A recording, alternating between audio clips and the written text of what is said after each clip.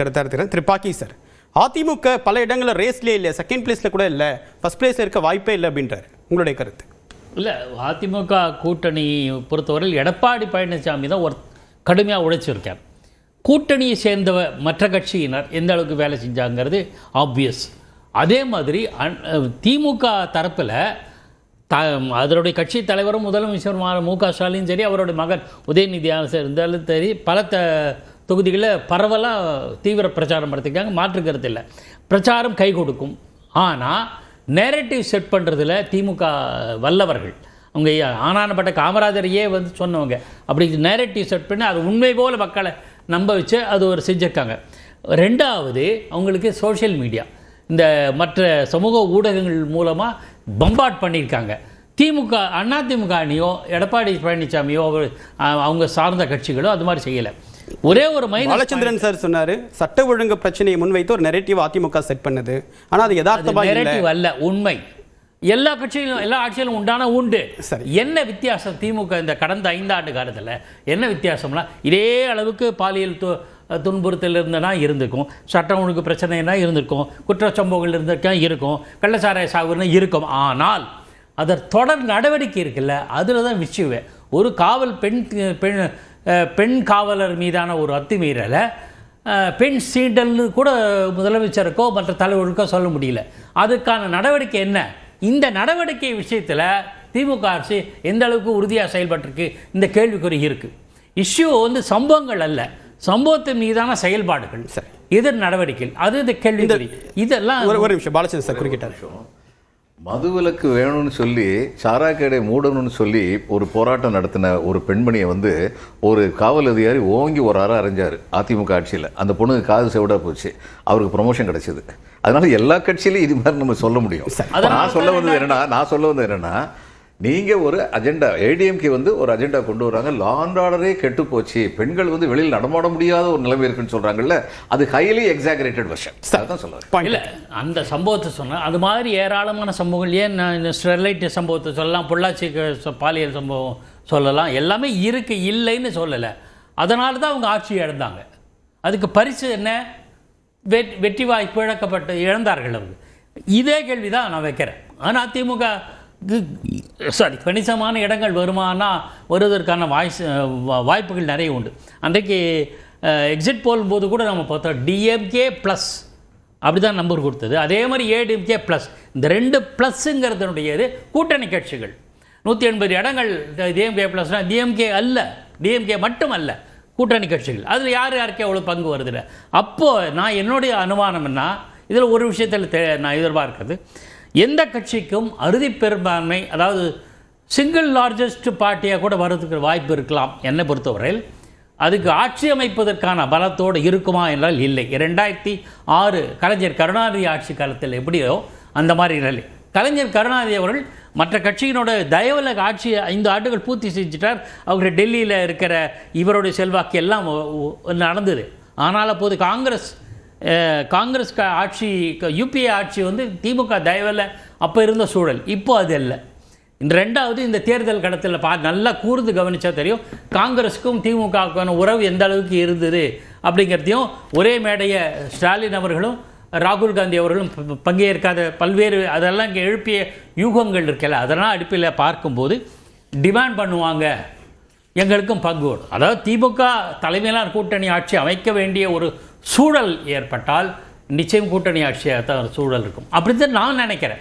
அப்போ விஜய் ஃபேக்டர் என்ன அப்படின்னா, விஜய் ஃபேக்டர் டெஃபினட்டாக, அதாவது மேலை நாட்டு ஆய்வுகளில் 3 விதமாக சொல்ல, புதிய கட்சி வந்தால் அதீதமான வெறுப்பினால அந்த ஒருவேளை ஆட்சியாளர் மீது அதீத வெறுப்பு இருந்தால் அந்த கட்சி ஆட்சியை பிடிக்கும், அல்லது ஆட்சிக்கு எந்த கட்சி வர வேண்டிய சூழல் வந்தாலும் அதை முடிவு செய்ய அதுக்கு ஆதரவு தருகிற அல்லது எதிர்க்கிற ஒரு நிலைப்பாட்டு அளவுக்கு பலம் பெறக்கூடும். 2வது பாயிண்ட்டு.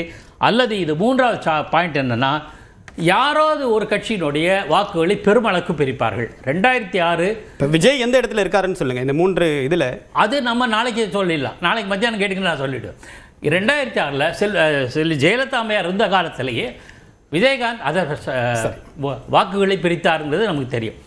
அதே மாதிரி ஒவ்வொரு கட்டத்திலையும் சூழல் இருக்குது. ஆனால் 2006 கலைஞர் கருணாநிதியுடைய ஆட்சி மைனாரிட்டி அரசாக தான் வருது, இது எல்லாருக்கும் தெரியும். ஸோ இந்த 3 ஃபேக்டர் ஏன்னா நம்மக்கிட்ட இந்த முறை வந்து 18லேருந்து 40 வரையிலான இளைஞர்கள் கிட்டத்தட்ட 2 கோடிக்கு மேலே இருக்காங்க. ஸோ அவங்க இளைஞர்கள் இருக்காங்கன்னா மொத்தமாக இந்த கட்சிக்கு போடுவாங்கன்னு நான் சொல்ல மாட்டேன். ஆனால் அதுக்கான மாறுபட்ட நிலை உண்டு. 93 மறுமலர்ச்சி திமுக உருவாகின போது நான் கண்ணால் பார்த்துட்டு பல கல்லூரிகள் திமுக ஆதரவு மாணவர்கள் அத்தனை பேர் மதிமுக ஆதரவு மாணவர்கள் ஆனது மட்டும் இல்லாமல் இளைஞர் பட்டாளமே வைகோ பின்னாடி போச்சுன்னு நினச்சோம். ஆனால் 96 தேர்தலில் என்ன ஆச்சு? கலைஞர் கருணாநிதி ஆட்சிக்கு வந்தார். வைகோவுடைய மதிமுக கட்சிக்கு ஒரு இடமும் கிடைக்கல. ஸோ நிலைமையில் எப்படியோ யாருக்கும் தெரியும். இப்போ அந்த அரசுக்கு எதிரான ஆன்டி இன்குபென்சி இருந்தது 91லேருந்து 96 வரைக்கும். அதில் பாதிக்கப்பட்டவர் வைகோ. இப்போ இதில் விஜய்க்கு இருக்கக்கூடிய வரவேற்பால் யார் பாதிக்கப்பட போகிறாங்க அப்படின்றது கேள்வியாக இருக்குல்ல. அது வந்து எதிர்கட்சிக்கு பெருமளவுக்கு இழப்புகள் இருக்கும். சரி, ஆளுங்கட்சிக்கு இருக்குமா என்பது தெரிந்துவிடும். சிவபிரியன் சார், பலமுனை போட்டி யாருக்கு ஆதாயமாக இருக்கும்? நாளைக்கு மகுடம் சுட போகிறது யார்? அந்த கேள்விக்கு மக்கள் தான் பதில் சொல்லணும். ஒரு பத்திரிகையாளராக ப்ரெடிக்ட் பண்ணக்கூடாதுங்கிறதுல நான் ரொம்ப தெளிவாக இருப்பேன். எலெக்ஷனை ப்ரெடிக்ட் பண்ணுறது வந்து செஃபாலஜிஸ்டோட வேலை, பத்திரிகையாளர்களுடைய வேலை இல்லை. ஸோ இந்த தேர்தலை பொறுத்த வரைக்கும் பார்த்திங்கன்னா கிட்டத்தட்ட ஒரு 20 ஆண்டுகளுக்கு பிறகு விஜயகாந்த் அவர்களுக்கு பிறகு ஒரு 3வது ஃபோர்ஸ் அப்படிங்கிறது வந்து ரொம்ப பெருமளவில் பேசப்பட்டிருக்கிறது. அந்த ஃபோர்ஸ் வந்து பெருமளவில் பேசப்பட்டிருக்கிறதுனா மீடியாவில் மட்டும் இல்லை, மக்கள்கிட்டையும் அந்த ஒரு தாக்கம் இருக்கிறது. ஒரு மாற்றம் வந்தால் என்ன அப்படிங்கிற மாதிரி. ஆனால் அந்த மாற்றம் என்ன, எப்படிப்பட்ட மாற்றம் அப்படிங்கிறதெல்லாம் மக்களுக்கு பெரிதாக ஒரு கவலை இருக்கிற மாதிரி தெரியல. விஜய் அவர்கள் எல்லாருக்கும் பிரபலமான ஒரு நடிகர். அவர் வந்து அவர் வந்து ஒரு கட்சியை ஆரம்பிச்சிருக்கிறார். அந்த கட்சியை ஆரம்பித்து 2 வருஷம் ஆச்சு. முதல் தேர்தலில் போட்டிடுறாங்க. ஸோ இளைஞர்கள் பெருமளவில் வந்து அந்த பக்கம் போவதற்கான வாய்ப்புகள் இருப்பதாக பார்க்கப்படுகிறது. நீங்கள் சோஷியல் மீடியா இண்டிகேட்டர்ஸு, மற்ற இளைஞர்கள் வந்து பாலிட்டிக்ஸ் பேசுகிறது, இதெல்லாம் வச்சு பார்க்கும்போது பெருமளவில், நான் மொத்த இளைஞர்கள்னு சொல்ல, ஏன்னா நான் எழுதின கட்டுரைகள்லேயே இளைஞர்கள் நிறைய பேர் வந்து 23, 24 வயதுக்குட்பட்டவர்கள் வந்து நாங்கள் விஜய்க்கு போட மாட்டோம், அவர்கிட்ட ஐடியாலஜின்னு இல்லைன்னு சொன்னவங்களும் இருக்கிறாங்க. இல்லை ஐடியாலஜி இருக்குதோ இல்லையோ நாங்கள் அவருக்கு ஓட்டு போட முடிவு பண்ணியிருக்கோன்னு சொல்கிறவங்களும் இருக்காங்க. ஸோ அந்த இளைஞர்கள் பட்டாளம் அவர் பக்கம் போகுது, ஒரு குறிப்பிட்ட சதவீத பெண்கள் அவர் பக்கம் போகிறாங்க. அப்படின்னும் போது அது வந்து ஒரு பெரிய எழுச்சியை ஏற்படுத்துது. அது மட்டும் இல்லாமல் விஜய் அவர்கள் சென்ற இடமெல்லாம் அவருக்கு பெரிய கூட்டம் வந்தது, கரூர் போன்ற சம்பவங்கள் நடந்தது.